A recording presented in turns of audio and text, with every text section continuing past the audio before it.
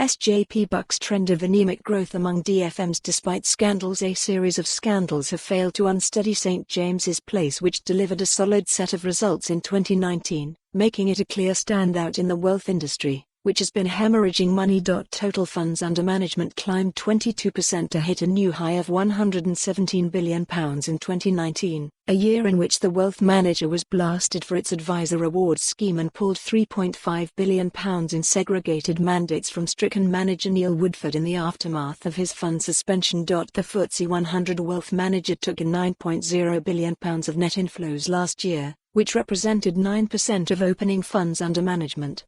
But the level of money coming in was down 12% from the £10.3 billion that flooded into the business in 2018. Profits at the wealth manager slid from £1 billion in 2018 to £952 million in 2019, which Chief Executive Andrew Croft said was due to higher costs of £38.8 million, relating to the migration of £69.1 billion of its customer accounts onto the Bluedoor platform in September. The replatforming is expected to cost SJP a further £10 million in 2020. Last year was challenging for the UK wealth management sector, with investor sentiment being impacted by the uncertain macroeconomic indicators, the US-China trade dispute, and the domestic political environment, Croft said. Therefore, I am pleased to report a solid set of results, once again demonstrating the resilience of the St James's Place business.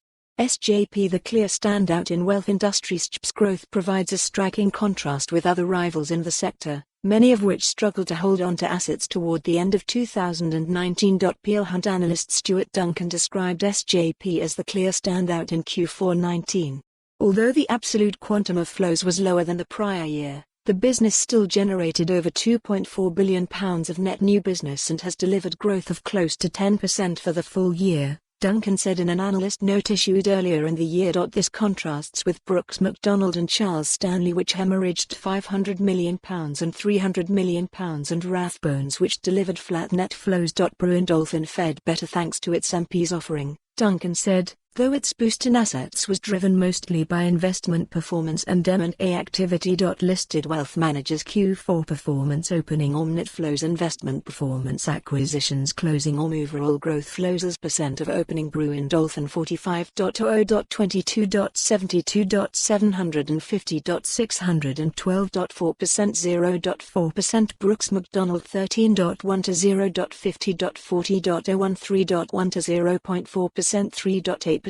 Charles Stanley 24.6 to 0.31.00.025, 32.8%, 1.2%. Rathbones 49.50.01.00.050, 41.9%, 0.1%. SJP 112.82.41.70.0117.03.7%, 2.2%. Source: Peel Hunt. SJP will continue thinking about culture. SJP chair Ian Cornish addressed the media firestorm over its cufflinks and cruises perks system in the firm's annual results.